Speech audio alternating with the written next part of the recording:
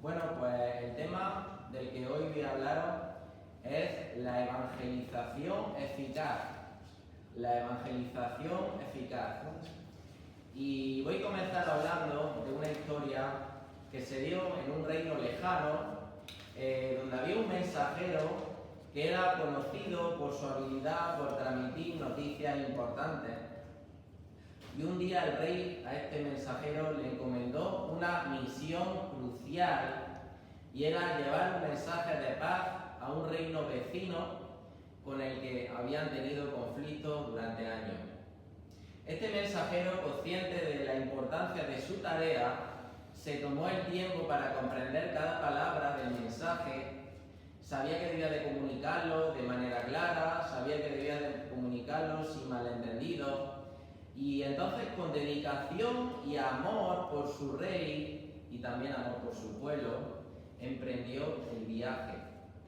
A lo largo del camino, este hombre encontró obstáculos, encontró distracciones, pero nunca perdió de vista su objetivo.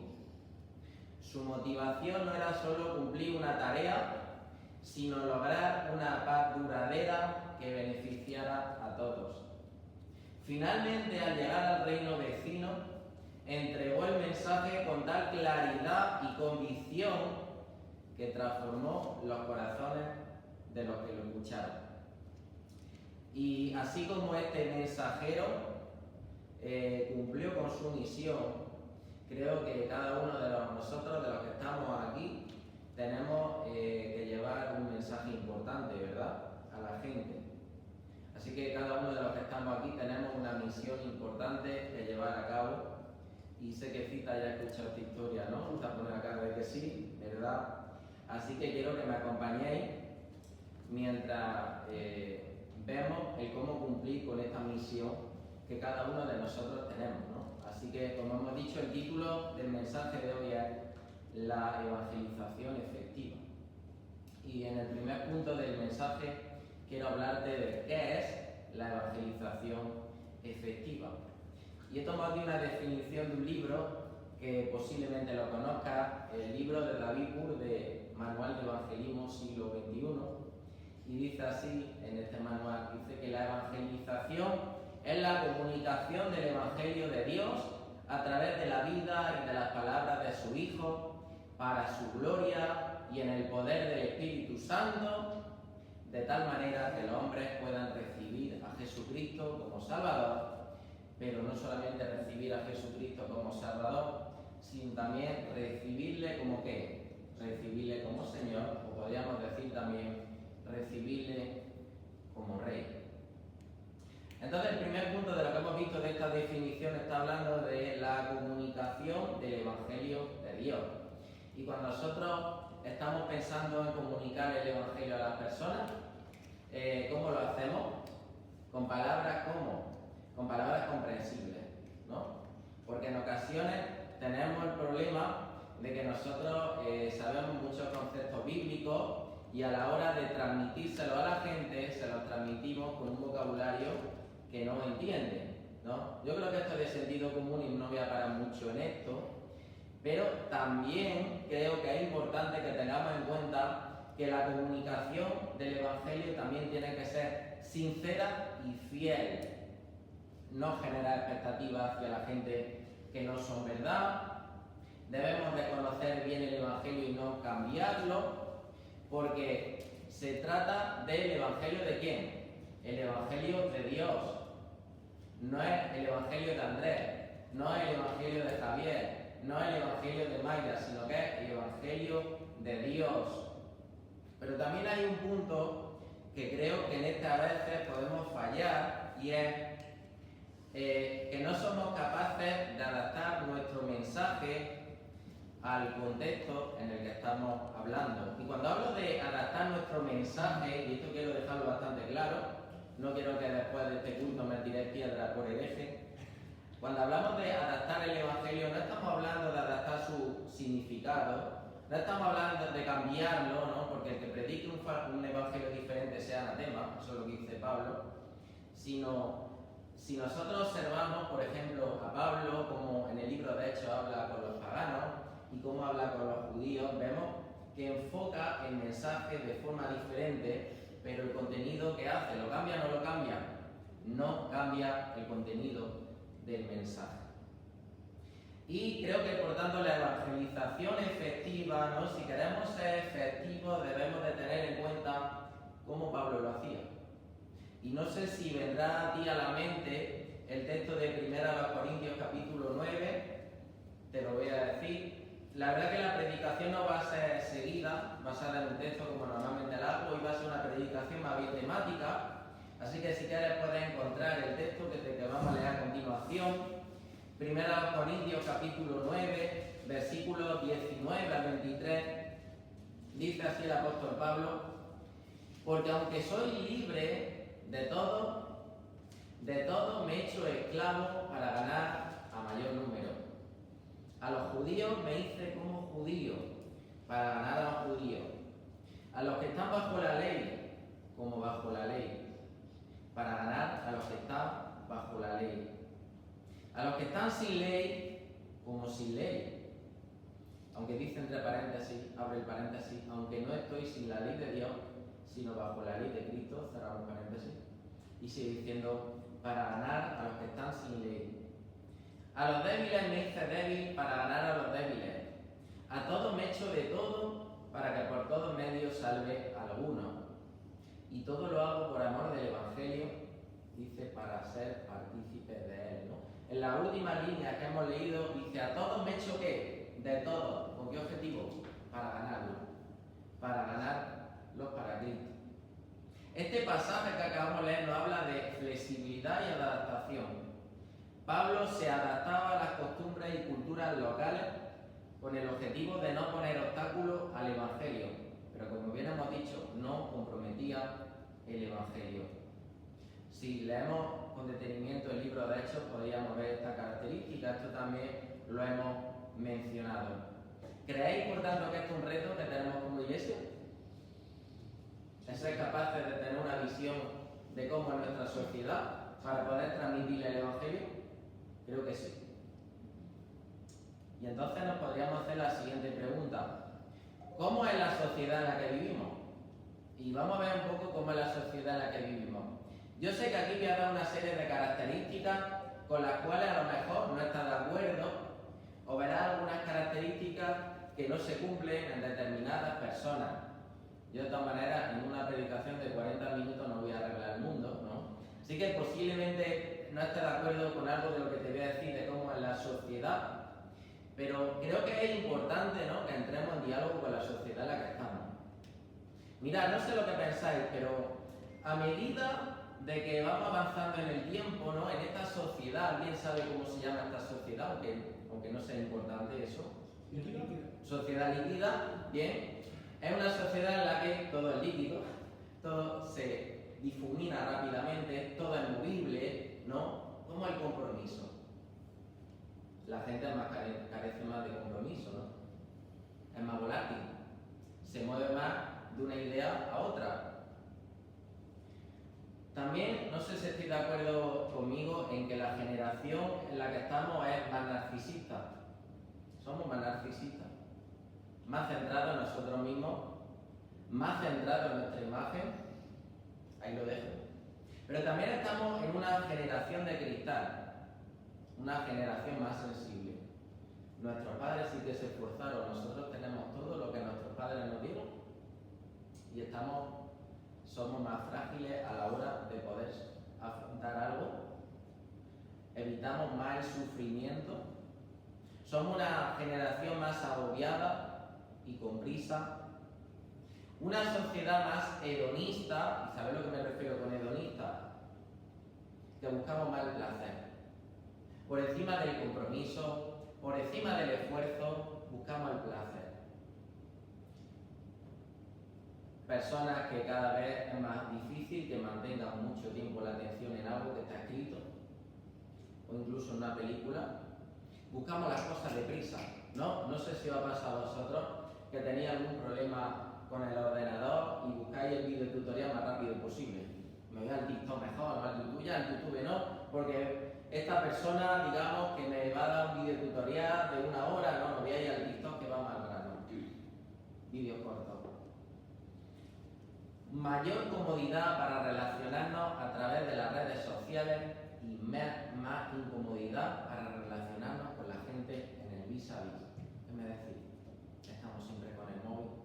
Además, la gente es más selectiva, porque ahora tú puedes decidir, como tienes apertura para todo el mundo, tú puedes decidir cuál es tu grupo social, aunque no esté en Linares, pero está en Madrid, otros están en Barcelona, es tu grupo y te conectas con ellos a través del móvil.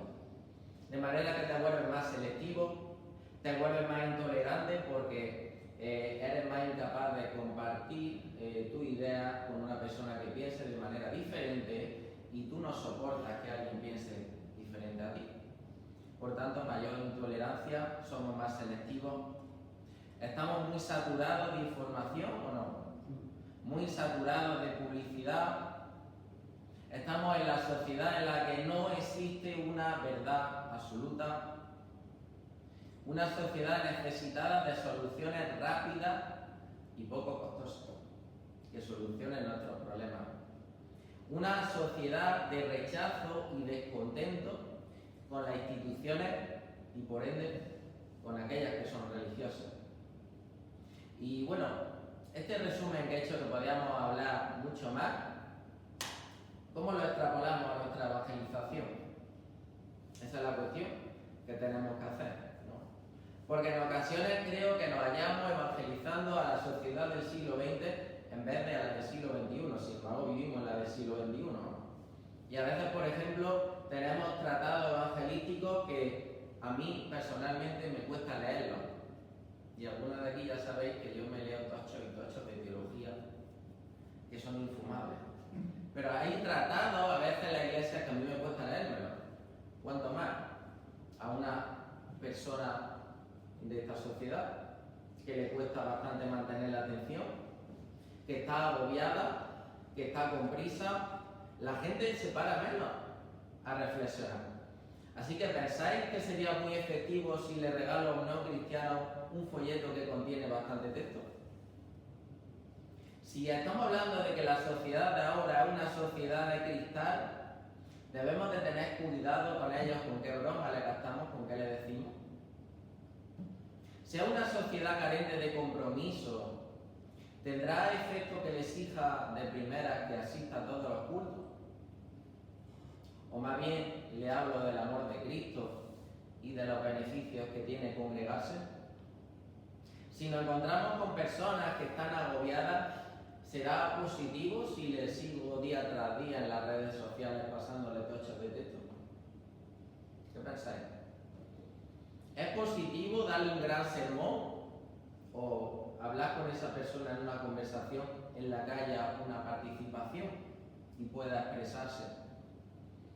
¿Qué es mejor, pasarle por WhatsApp un reel que contenga una breve explicación del Evangelio o enviarle una predicación de 1 hora de alguien de mi iglesia? Si todo es verdad y la gente busca soluciones que sirvan, ¿qué crees que es importante? Es importante que vean que el Evangelio realmente funciona en nuestra vida, aparte de que escuchen nuestra verdad. Tiene que haber predicación, pero a su vez nuestros hechos deben de acompañar y ser consecuentes con la predicación del Evangelio. Ahora, yendo en contracorriente a esta sociedad, en la sociedad en la que no hay compromiso, es bueno que vean que nosotros sí nos comprometemos con nuestros ideales. Si la sociedad es hedonista, busca el placer ante todo, es necesario que vean que nosotros sí nos sacrificamos por nuestros ideales. Si son materialistas, es bueno que vean que nosotros pondremos nuestra esperanza en lo que no vemos. Es bueno invitar a la gente a la iglesia, está claro, ¿no? Pero ¿dónde está la gente? ¿Dónde está la gente? En la calle, en las redes sociales. Por tanto, es necesario que nosotros, para encontrarnos con la gente, tengamos contacto con ellos a través de las redes sociales. Creo que sí. Porque si queremos pescar, vamos donde haya peces. Y donde hay peces, en las redes sociales. Si la sociedad es cada vez más narcisista, es bueno que vean que nosotros no. Y ahora diré algunas pautas para no parecer narcisista. Préstale atención a la gente. Preocúpate realmente por sus necesidades. Estate dispuesta para ayudar. Hazle preguntas sinceras que reflejen que realmente te preocupas por esa persona, ¿no? A veces venimos a la iglesia y yo llego y le pregunto a Cita, ¿qué tal estás? ¿Todo bien? Y yo espero que Cita me conteste, sí. Y bueno, ya paso a Mayra y voy a preguntarle lo mismo y me voy. No. Realmente debemos de manifestar, bueno, realmente cuando obedecemos al Evangelio, somos una comunidad que se preocupa unos por los otros, pero ¿cuánto más debemos de reflejar eso en la sociedad en la que estamos individualistas? De hecho, no sé si recordarás, ¿no? Y seguramente que Isaías lo recuerda porque Isaías vive en el mismo barrio que yo, en el mismo barrio que yo se ha criado. Antes, ¿cuánta gente salía a la puerta a los veranos? Muchísimo. Estaba todo lleno, y a lo mejor yo no tenía mucha relación contigo, pero seguramente me iba a tu calle más abajo y te veía jugando, ¿no? Ahora, ¿cuánta gente sale a la calle a relacionarse entre los vecinos? Solo Guarromán guarda esa costumbre, ¿no? Y tampoco, ¿no? Y se va perdiendo. Somos cada vez más individualistas. Tú necesitas algo y es más difícil que puedas contar con tu vecino y que te ayuden, ¿no?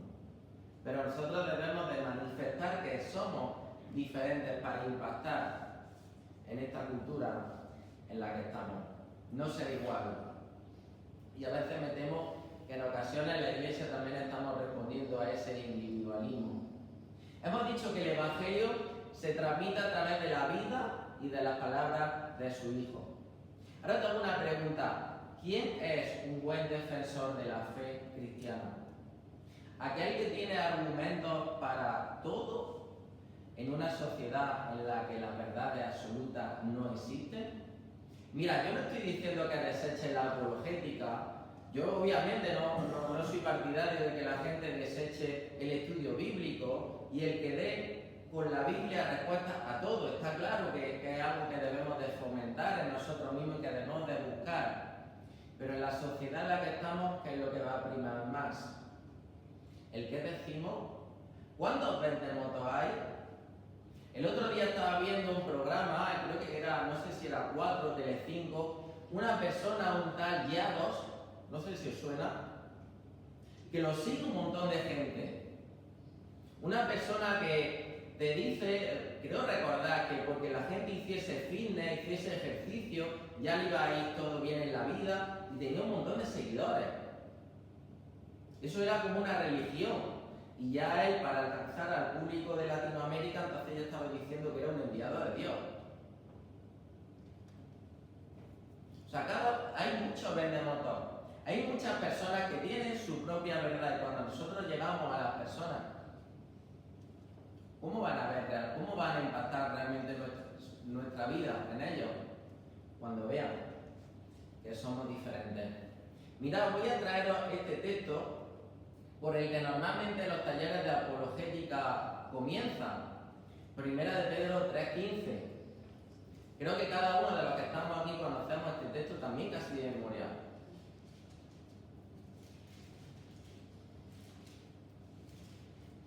Dice Primera de Pedro 3:15, sino santificad a Cristo como Señor en vuestros corazones, estando siempre preparados para presentar defensa ante todo aquel que demande razón de la esperanza que hay en vosotros, pero hacedlo con mansedumbre y reverencia. Este texto comienza hablándonos, dándonos un mandato que es honren a Cristo como Señor, de boca no, en sus corazones. Ya sabéis que del corazón, según dijo Jesús, salen los malos deseos que conducen a malas actuaciones.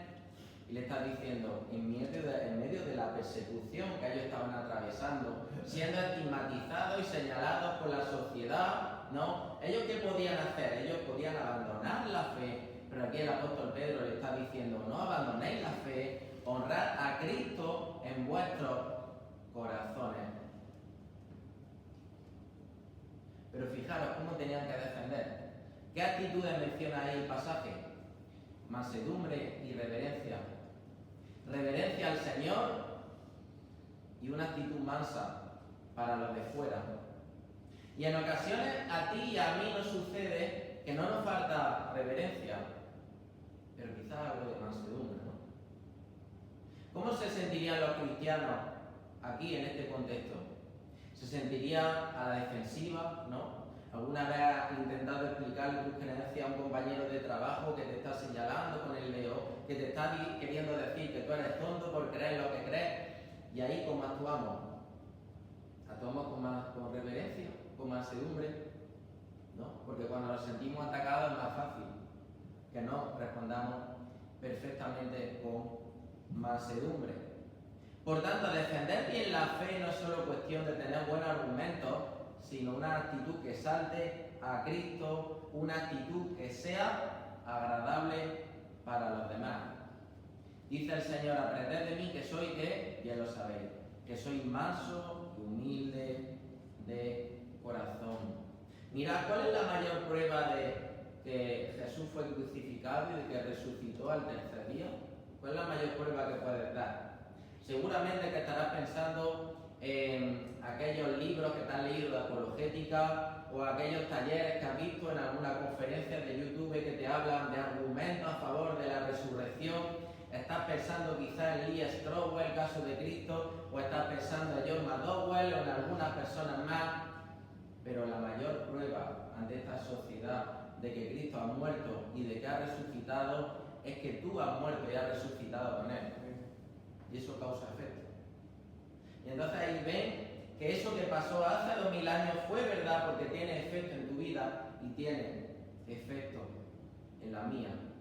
Cuando ven que el antiguo Julián, el que conocían en el pueblo, el que hacía esto, el que hacía lo otro, el que era un personajazo, ya no lo es. Ya es un Julián diferente. Ahí demuestra que Cristo murió hace más de 2000 años, que resucitó al tercer día, porque Él ha muerto con Cristo en la cruz, ha sido sepultado con Cristo y ha resucitado con Cristo y ahora es una nueva criatura. El Evangelio tiene una motivación, y hemos visto que es ¿para qué? Para su gloria. Y Isaías nos recordaba hace unos días el Padre Nuestro. Mirad, el Padre Nuestro en la primera línea nos habla de la motivación que tú y yo tenemos que tener al evangelizar. Dice: vosotros pues orad de esta manera: Padre nuestro que estás en los cielos, sigue diciendo, santificado sea tu nombre, venga tu reino, hágase tu voluntad, así en la tierra como en el cielo. Y como tú y yo queremos que el reino de Dios venga, como tú y yo queremos que la voluntad de Dios se haga en la tierra, por eso evangelizamos. Porque cuando transmitimos el mensaje del Evangelio y las personas lo reciben, entonces se someten al señorío de Cristo. Y se hace en la tierra más que antes la voluntad de Dios.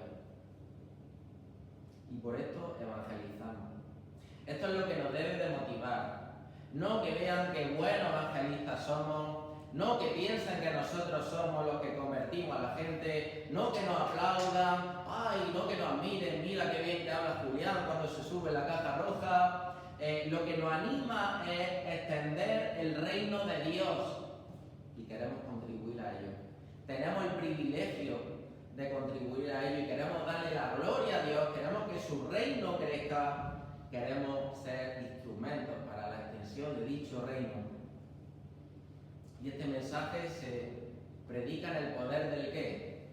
¿En mi poder? ¿En el de Isaías? No, en el poder del Espíritu Santo. Y ya sabéis que los discípulos necesitaban recibir el Espíritu Santo, los discípulos de Jesús, para comenzar con la gran comisión. Pero recibiréis poder cuando el Espíritu Santo venga y me seréis ¿qué? Me seréis testigos en Jerusalén, en Judea, en Samaria y hasta los confines de la tierra. Necesitaban el Espíritu Santo. Dice en un texto: pero cuando entreguéis no os preocupéis de cómo o qué hablaréis, dice el Señor Jesús, porque a esa hora se os dará lo que habréis de hablar, porque no sois vosotros los que habláis, sino ¿quién? Sino el Espíritu de vuestro Padre que habla en vosotros. Ahí está hablando de la dependencia que tenemos del Espíritu Santo, porque el Espíritu Santo nos da las palabras que tenemos que decir. Y dice en otro conocéis, y el Espíritu Santo dijo a Felipe, ve y júntate a ese carruaje. ¿Esto de qué nos habla? El Espíritu Santo nos guía. Y cuando Él venga, dice, convencerá al mundo ¿de qué? De pecado, de justicia y de juicio. El Espíritu Santo es el único que puede convencer al no creyente de su condición frente a Dios.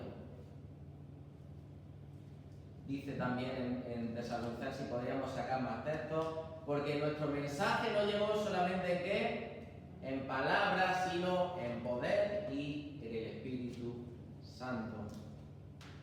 Cuando el Evangelio llega a través del Espíritu Santo, entonces cuando es efectivo.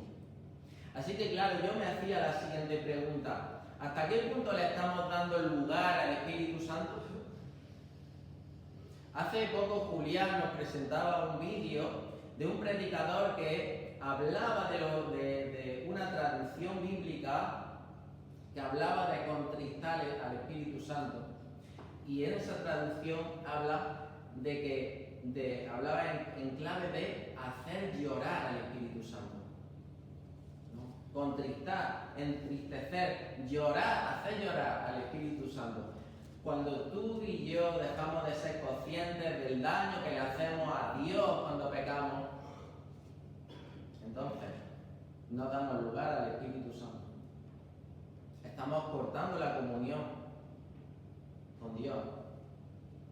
Y por tanto, ¿qué es lo que sucede cuando no damos lugar al Espíritu Santo? No hay evangelización. O hay una evangelización forzada. Lo dice, le predica a la persona porque tienes que predicarle, pero seguramente que tú muchas veces te has sentido que tus palabras no sobrepasan la pared, porque no estás lleno del Espíritu Santo. No estás dando lugar al Espíritu Santo. Dice, de tal manera que el hombre le pueda recibir como Salvador. Ya sabes que la evangelización se trata de allanarle a la gente el camino para que conozca el qué. Que solo en Cristo hay salvación. Que solo en Cristo hay salvación. Mirad, hay personas que tú hablas con ellas y a veces tienes conversaciones agradables, ¿no? Estoy hablando de que hablas con ellas del Señor y te siguen, te hacen preguntas, pero todavía no se han rendido completamente en Cristo. Todavía hay una parte de ellos que confía en sí mismo y todavía no son salvos.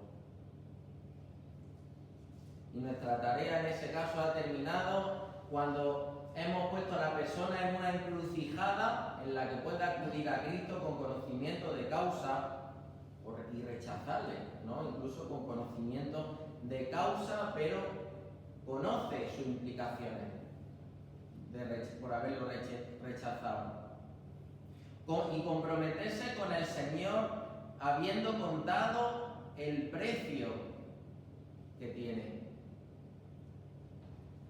Y ahora viene la segunda parte, no solamente se trata de que crea en Cristo como Salvador, sino también en que lleve a servirle como Rey. Algunos opinan que primero puede aceptar a Cristo como el Salvador y ser salvo, sin que Él sea el Señor de tu vida. Acepto a Cristo como el Salvador, pero después ya lo acepto como mi dueño y Señor. Dice un texto que también conocéis bien, el apóstol Pablo dice que si confesares con tu boca que Jesús es el Señor y creyeres en tu corazón que Dios le levantó de los muertos, serás salvo. Dice sí. Confesares con tu boca que Jesús es ¿quién? El Señor. El Señor. No está hablando si confesares con tu boca que Jesús es el Salvador, no. Que Jesús es el Señor. Y como consecuencia de que Él es el Señor, entonces Él es tu Salvador. A veces tú y yo hemos reducido el Evangelio a que la persona crea simplemente, como puede tener cualquier otro tipo de idea, ¿no? Que acepte mentalmente que la salvación es por gracia a través de la fe y ya está. Y esto es verdad, claro. La salvación es por gracia a través de la fe, no depende de nada de lo que hagamos, ya todo lo hizo Cristo por nosotros y nosotros solamente debemos de creer en esa obra y descansar en esa obra y somos salvos. Pero mirad, cuando nosotros vemos a Jesús llamando a gente a seguirle, vemos que los que lo siguen tienen una fe tal que les lleva a renunciar todo lo que tienen que renunciar por seguirle. Y algunas personas entonces piensan que yo puedo aceptar a Cristo como mi Salvador. Y yo creo todo lo que dice la carta a los romanos, yo creo textos como hemos mencionado de Efesios, soy consciente de que mi salvación no depende de mí, pero la cuestión es, si el Señor hoy te llamase como llamó al joven rico y te dijera, vende todo lo que tienes y ven y sígueme y tendrás tesoro en los cielos, ¿qué harías? Porque la fe que te justifica, la fe que te salva, es la fe que te lleva a ser discípulo de Cristo. No otra fe. No existe ese divorcio entre la fe y la obra, como algunos proponen. No. Aquel que es salvo, el que tiene una fe tal que le dice al Señor, yo te seguiré a donde vaya. Y no necesariamente me tengo que ir a algún sitio. Vemos que cuando el Señor llama a diferentes tipos de personas, a algunos le dice, ven y sígueme, y a otros, como al endemoniado gadareno, le dice, ve y quédate en la zona en la que estás y da testimonio. Tanto unos como otros siguieron al Señor, pero tanto unos como otros estuvieron dispuestos a negar su yo, a tomar su cruz y seguir al Señor. Una fe diferente a esta no salva absolutamente a nadie. No nos engañemos. Recibir el Evangelio no es solamente recibir un mensaje, es recibir a una persona, recibir a Cristo. Y en la serie que llevo de Colosenses leímos un texto, voy a traeroslo de nuevo. Dice, por tanto, de la manera que recibisteis a quién, a Cristo Jesús, recibisteis una persona. Dice, de manera que recibisteis a Cristo Jesús, ¿quién? El Señor. Así andad en Él. Cuando las mujeres que estáis aquí, que estáis casadas, recibisteis a vuestro marido, no solamente recibisteis lo guapo que era, ¿no? Sino también recibisteis lo que roncaban por la noche. Y a veces hay personas que quieren recibir una parte de lo que es Jesús y otra no. Yo quiero recibir a Cristo como mi Salvador, pero bueno, ya voy a dejar para después recibirlo como Señor, pero no. Jesús es el Salvador, Jesús es el Señor. Segundo punto, ¿qué impide la evangelización efectiva? Y aquí tengo varios puntos que desarrollar, pero mira, voy a decirte el primero y fundamental. ¿Sabéis lo que impide la evangelización efectiva? Venga, decidlo vosotros. Pecado. Una de las cosas es andar en el pecado, por tanto no le damos lugar al Espíritu Santo. Y nuestras palabras, como hemos dicho, muchas veces son inútiles. Pero yo veo un factor fundamental y es la mediocridad en nuestro compromiso. La mediocridad en nuestro compromiso. Dice Pablo, para mí el vivir es Cristo y el morir es ganancia. Pablo, cuando dijo estas cosas, estaba encarcelado. Estaba en un arresto domiciliario que te encuentras en el libro de Hechos capítulo 28, si quieres saber más detalles acerca de esto. Pero este arresto domiciliario le permitió continuar su labor misionera y tener un impacto significativo. Él estaba preso, pero la palabra no estaba presa. Él pudo predicar a los que le rodeaban, incluso a la autoridad romana y a aquellos que venían a visitarlo a esta prisión. Y tuvo bastante fruto. Aparte de las cartas que escribió, que seguimos leyendo, y son palabras de Dios. Y mirad, para él salir de este arresto tenía sentido si podía seguir predicando el Evangelio, lo dice a continuación. Y si no fuese así, para él la muerte era el mayor beneficio que podía recibir. Para él morir era ganancia. Así que si a Pablo tú le dabas a elegir entre salir de la prisión y morir, morir le era ganancia. Pero si quedarse era en beneficio de la obra, entonces él no sabía qué escoger. Y yo, ante esta situación de Pablo, que si leemos al principio de esta sección en la que estoy mencionando, en el versículo 12, dice: lo que ha sucedido ha sido para el progreso del Evangelio, está preso y se está maravillando de lo que le ha sucedido porque ha podido predicar el Evangelio. Yo me preguntaba, ¿realmente para mí la vida pierde todo sentido si no comparto de Cristo? ¿Realmente oro en todo momento al Señor pidiéndole: Señor, dame a alguien con quien pueda hablar o muero? Señor, no tiene mucho sentido mi vida si no me usas para el progreso del Evangelio. Señor, mira, no me basta con la familia que me has dado. Señor, no me basta con mis comodidades. Señor, no me basta con mis posesiones. Señor, no me basta con mi estudio. Señor, no me basta con toda la fama del mundo. Señor, no me basta con mi éxito. Si no puedo predicar a Cristo, si no puedo llevar alma a tus pies, de nada me sirve vivir en este mundo.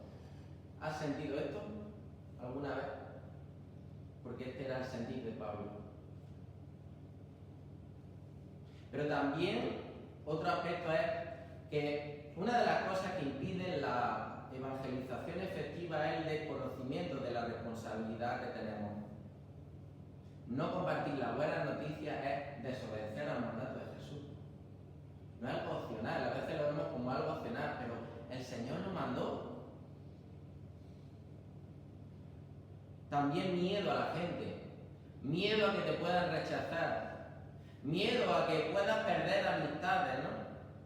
La timidez y el temor al rechazo pueden paralizarnos, pero la lógica cristiana y los recursos de Dios nos llaman a superar estos miedos.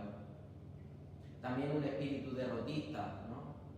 Porque veamos que evangelizar no es algo que se trate de nosotros, de nuestra capacidad para convencer a la gente, ¿no? A veces pensamos que la gente no nos va a escuchar y en ese caso necesitamos renovar nuestra confianza en el Señor, en su soberanía, en la eficacia de su palabra y en la realidad de la obra del Espíritu Santo. Pero también hay algo que debemos entender. Mirad, la evangelización está ligada a la adoración a Dios.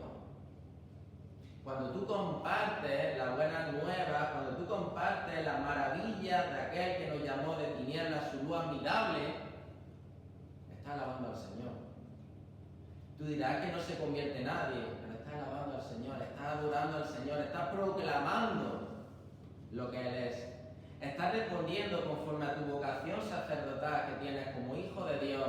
Dice: pero vosotros sois linaje escogido, real sacerdocio, nación santa, pueblo adquirido para posesión de Dios, a fin de que anunciéis las virtudes de aquel que os llamó de tinieblas a su luz admirable. También esto lo hemos comentado, falta de plenitud espiritual también impide la evangelización. Pero mirad también, falta de amor al prójimo. Falta de amor al prójimo. A veces estamos centrados en el rechazo que puedan hacer, pero ¿en quién estamos pensando? Estamos pensando en nosotros, en nuestro orgullo. Me traten mal, me rechacen, me digan una palabra fea, estoy pensando en mí. Pero el amor piensa en el otro. ¿Recordáis Pablo lo que dice al principio del capítulo 9 de Romanos? Dice así: digo la verdad en Cristo, no miento, dando testimonio en mi conciencia, en el Espíritu Santo, de que tengo gran tristeza. Y no solamente gran tristeza, sigue diciendo, y continuo dolor en mi corazón. Dice: porque desearía yo mismo ser anatema, separado de Cristo, por amor a mis hermanos, mis parientes según la carne. Pablo prefería ser condenado a que lo fueran sus compatriotas judíos. Él prefería ser condenado a que lo fueran los compatriotas judíos suyos que no se convertían, que no aceptaban a Cristo. Y tenemos a Jesús. Mateo 9:36 dice: y viendo las multitudes tuvo compasión de ellas, dice, porque estaban angustiadas y abatidas como ovejas que no tienen pastor. Mirad, cuando habla aquí que Jesús tuvo compasión de las personas, no está hablando de ese tipo de compasión que tú y yo podemos sentir, por ejemplo, cuando estamos comiendo y tenemos el telediario puesto y vemos que ocurre una desgracia. ¿Te da compasión de la persona que sufre la desgracia? Sí, pero después seguimos comiendo tranquilamente y después transcurre nuestro día con absoluta normalidad, ¿que sí? Pero esa no era la compasión que Jesús sentía. Aquí la palabra habla de que a Jesús se le conmovieron las entrañas. A Jesús se le conmovieron las entrañas.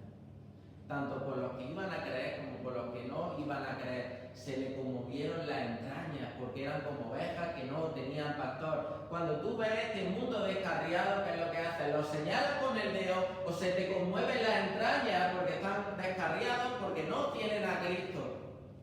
Como esa oveja que ves por el camino perdida, descarriada. No sé si alguna vez os habéis encontrado con alguna oveja así por el camino. Realmente nos conmueve la entraña por este mundo. ¿Qué logra la evangelización efectiva? Ese es el tercer punto que vamos a ver a continuación. Nosotros a veces podemos pensar que basta con hablar a la persona del plan de salvación y con que lo acepte, ya todo está hecho. Y si viene a la iglesia, entonces mejor, ya me puedo desentender de esa persona, ya el pastor, el anciano o el obrero que se dedica a ella, ¿no?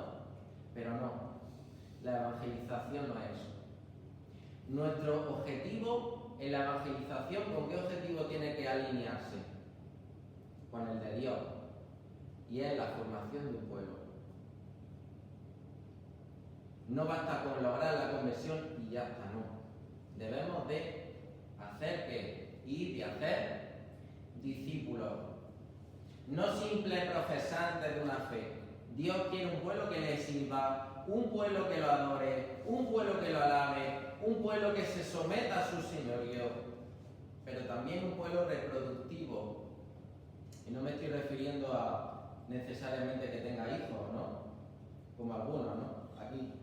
Sino un pueblo reproductivo es una serie de discípulos que hagan más discípulos. Qué maravilloso, ¿no? Sería si cada uno de los que estamos aquí tuviéramos al menos un discípulo.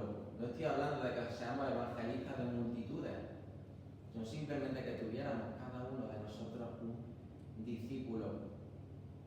No necesariamente cuando habla de hacer discípulos te está hablando de que lleves un libro, toma, mira, estos son los principios doctrinales, estudiatelo, o anillos de discípulos, no. Está hablando de que a las personas les enseñemos a caminar con Cristo. Y qué maravilloso sería si dentro de nuestras oraciones, es más, diría lo siguiente, creo que nuestra oración principal diaria es, Señor, dame un discípulo. ¿Por qué cosa oramos? ¿Creéis que hay un motivo de oración mucho más importante que este? Queremos orar conforme a la voluntad de Dios. Hacemos muchas peticiones que no digo que no sean importantes, que tengamos un trabajo, que podamos llegar a fin de mes, que Dios cuide de nuestra familia, que nos use para su gloria en el ministerio o en el servicio de la iglesia que estemos desempeñando. Pero escuchadme, no existe una petición más importante que esta. Porque desde Génesis 1 hasta Apocalipsis 22 vemos que el propósito de Dios es establecer su reino y que nosotros, su pueblo, seamos los instrumentos para extender su reino. Desde Adán hasta Apocalipsis 22 podemos encontrar esto. Conocido es el texto de la gran comisión de Mateo que dice: y acercándose Jesús le habló diciendo: toda autoridad me ha sido dada en el cielo y en la tierra. Id pues y haced discípulos de todas las naciones, bautizándolos en el nombre del Padre y del Hijo y del Espíritu Santo, enseñándoles a guardar todo lo que os he mandado, y he aquí yo estoy con vosotros todos los días hasta el fin del mundo. ¿Cuál es el mandato principal en este texto que hemos leído? Hacer discípulos. Un discípulo es más que una persona que calienta el banco de la iglesia. Un discípulo es mucho más que un simple admirador de Jesús. Es alguien que se compromete a aprender, a imitar y a obedecer a Cristo en todos los aspectos de su vida. Y tú haces discípulos cuando ayudas a otros con esto, en esta labor. El discipulado implica varias cosas aquí, según hemos visto en el texto. Una acción única y decisiva, el bautizarlo. Pero hay otra que implica una tarea incompleta y que es para toda la vida. Dice, enseñándoles. Un proceso continuo de formación y crecimiento espiritual. No se trata de impartir información y ya está. No se trata de dar unos estudios y ya está. Sino de enseñanza ¿con qué? Con un propósito práctico. Fijaros, dice, enseñándoles a qué? A guardar. Ahí está el propósito. A guardar todo lo que yo os he mandado.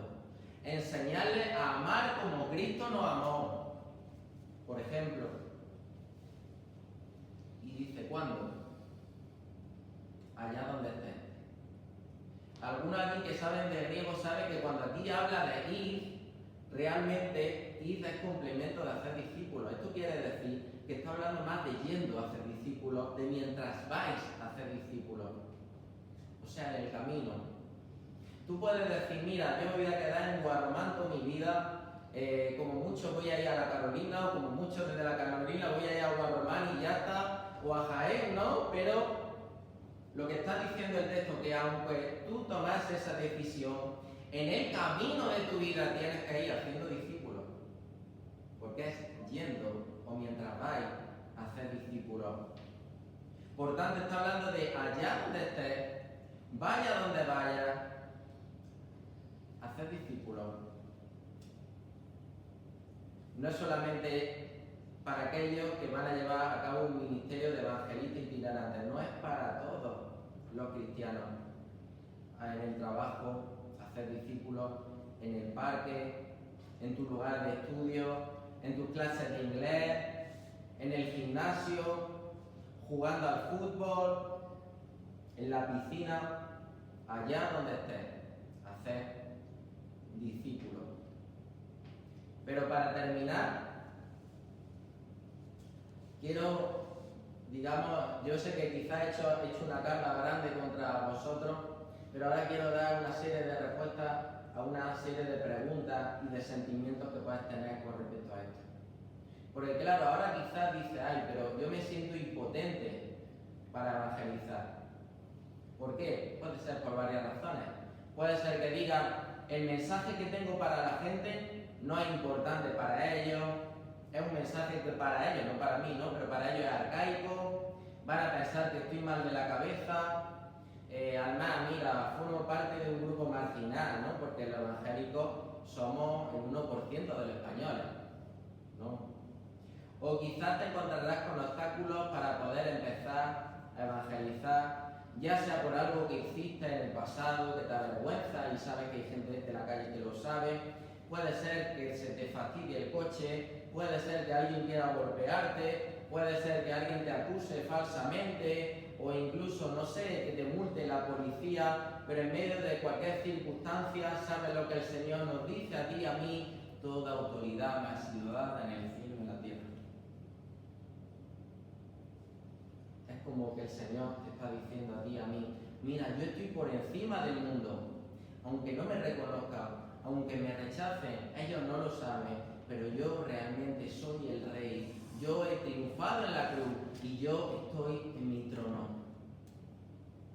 Cristo ha vencido al pecado, a la muerte, a Satanás y a todos sus huestes de maldad. Y tú y yo, al estar en Él, estamos más que completos, somos más que vencedores.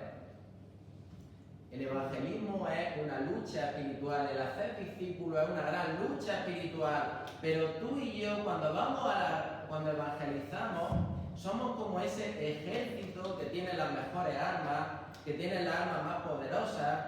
Es más, la última batalla que ya decidió el resultado final ya se dio en la cruz y ya Cristo la venció. Ya ha sido ganado. Pero también dice el Señor: he aquí, yo estoy con vosotros todos los días hasta el fin del mundo. Es curioso, ¿no?, que dijera esto cuando se despedía a sus discípulos. Realmente es como si le dijera, parece que me voy, pero no, sigo con vosotros. He aquí, yo sigo con vosotros. Claro, no de igual manera, pero sigo con vosotros. Y no se trata de que me vaya a ver un día porque voy a comer con vosotros y al rato voy a desaparecer, ¿no? Sino que dice, yo voy a estar con vosotros, ¿cuándo? Todos los días. La misión que Él le encomienda es difícil. Y de hecho, directamente se la dijo a sus discípulos. ¿Y qué es lo que pasó? A la mayor parte de ellos murieron por la causa de Cristo, salvo Juan, que no murió, pero lo pasó, como bien sabéis, bastante mal. Pero aún así, en esos momentos difíciles, el Señor te dice, yo sigo contigo. En los días fáciles, en los días difíciles, cuando pienses abandonar, cuando seáis perseguidos, cuando seáis golpeados, cuando seáis insultados, cuando incluso alegréis del fruto que está dando vuestro discipulado hacia otros, yo estoy con vosotros, sigo con vosotros. Y Él estará contigo en todo momento. No te dejará ni te desamparará. A través de su Espíritu serás guiado y te dará la gracia suficiente para que puedas seguir adelante. Pero hay otra cuestión que puede surgirte y tiene que ver con el espíritu derrotista. A lo mejor mira a la sociedad y dices, ay, mira, qué depravada es. Ya lo hemos visto antes. La gente hace unos años parecía que tenía más valores, era más comunitaria, incluso puede ser que fuese más receptiva a lo que tenías que decirle. Y algunos dicen, mira, como la sociedad está así, no es tiempo de sembrar y de recoger, sino de ir y animar a los creyentes a que tengan muchos niños y a ver si vienen creyentes del otro lado del charco, que sí son más receptivos, ¿no?, de Latinoamérica, y llenamos nuestra iglesia, porque si no las iglesias de España se van a pique. No es tiempo de eso. El Señor dice, fijaros, y vamos a volver a repetirlo, he aquí yo estoy con vosotros todos los días, y esta última frase para mí fue algo que me conmovió cuando reflexioné lo siguiente que voy a deciros. He aquí yo estoy con vosotros todos los días, ¿hasta qué? Hasta el fin del mundo. Esto quiere decir de forma indirecta que hasta el final de esta era, en la que estamos haciendo discípulos, van a seguir habiendo más discípulos y el Señor estará con nosotros. Hasta que el Señor venga, van a seguir habiendo conversiones. Hasta que el Señor venga, van a seguir habiendo discipulados. Hasta que el Señor venga, van a haber personas que doblen sus rodillas ante el Rey de Reyes y Señor de Señores. Por muy mal y por mucho que empeore la sociedad, van a seguir habiendo hombres fieles a Dios que lleven a cabo esta gran comisión y van a seguir habiendo fruto, va a seguir habiendo resultados. La pregunta que te hago